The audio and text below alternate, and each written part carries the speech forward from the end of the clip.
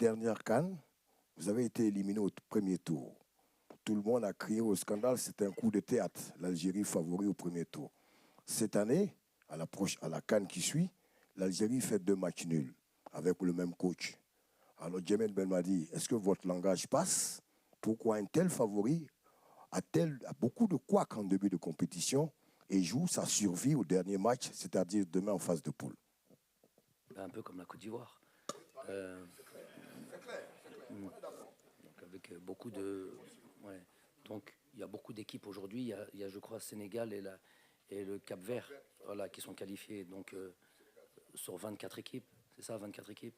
Il y en a 22 sur lesquelles qu'ils ont encore tout à jouer. Sénégal tenant du titre.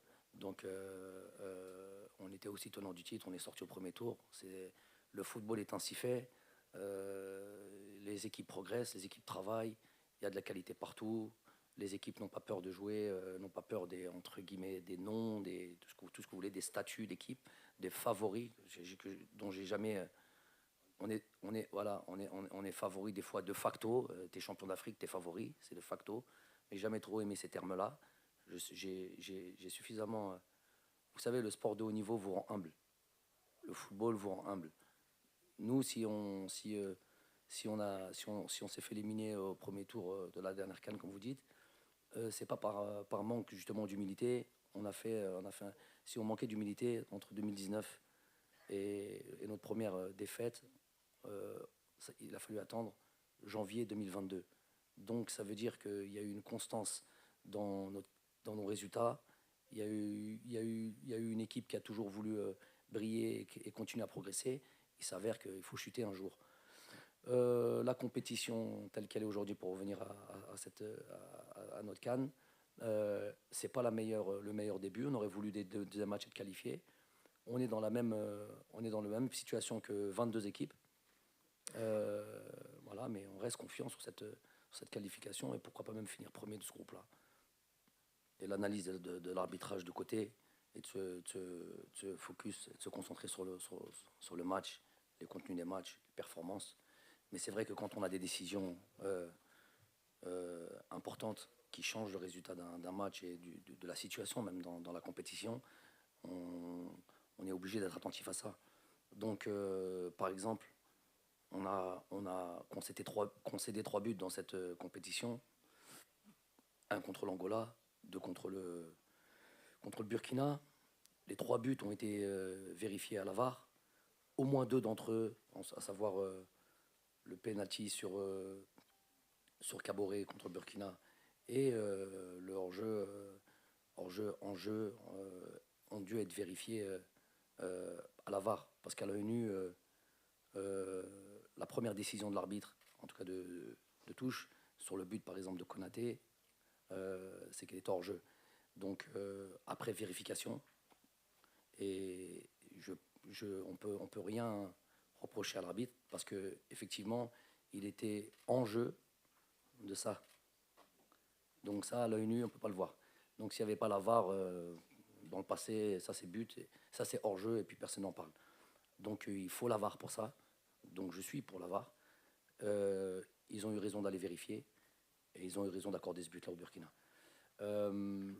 Pareil pour Caboret, l'arbitre n'avait pas vu et il a dû être appelé par la VAR pour vérifier. Effectivement, c'était un penalty légitime. Donc, à partir de ça, quand nous, on a à peu près 3 situations, parler clairement, 3 situations, où la VAR aurait dû être vérifiée, notamment quand on arrive à voir ça, la moitié d'un talon de Issa Mondi qui met en jeu l'attaquant, ça se vérifie que par la VAR. Qu'en est-il de quand on attrape un joueur comme ça et qu'on le ceinture dans une surface de réparation sur une action de jeu? Qu'en est-il de ça? On arrive à voir ce demi-talon, mais on n'arrive pas à voir un joueur ceinturé dans une surface. Ça me dérange et ça m'inquiète. بسم الله الرحمن الرحيم عبد الرحمن سيدوبات هلاري مصبور. خرجتم في النسخة الماضية من كأس إفريقيا من الدور الأول دون تحقيق أي فوز وهو ما قد يتكرر الآن. لأنكم فشلتم حتى الآن في تحقيق أي فوز. هل ستعتذر للشعب الجزائري وتستقيل إذا فشلت مجددا؟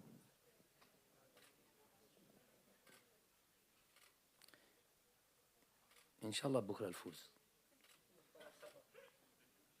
في المباراتين السابقتين امام انغولا وبوركينا فاسو شفنا المنتخب ضيع عده فرص كانت سانحه للتسجيل في الشوط الاول، وشاهدنا انه المنتخب ربما يتراجع المستوى البدني في الشوط الثاني. هل عملتوا على هذه النقطه، وخاصه انه مباراه منتخب موريتانيا راح تكون حاسمه ومصيريه باش تدخل المباراه بكل قوه وتحاولوا تحسموا النتيجه منذ الوهله الاولى في الشوط الاول؟ شكرا. احنا قلناها في البدايه. درنا التربص تاعنا في توغو، بدينا في الجزائر، خدمنا كثير، خاصة في سور لو بلان فيزيك. على بالنا باللي لازم نكونوا جاهزين في هذه النقطة، في هذا وان شاء الله انا نشوف اللاعبين راهم ils بيان ريكوبيري.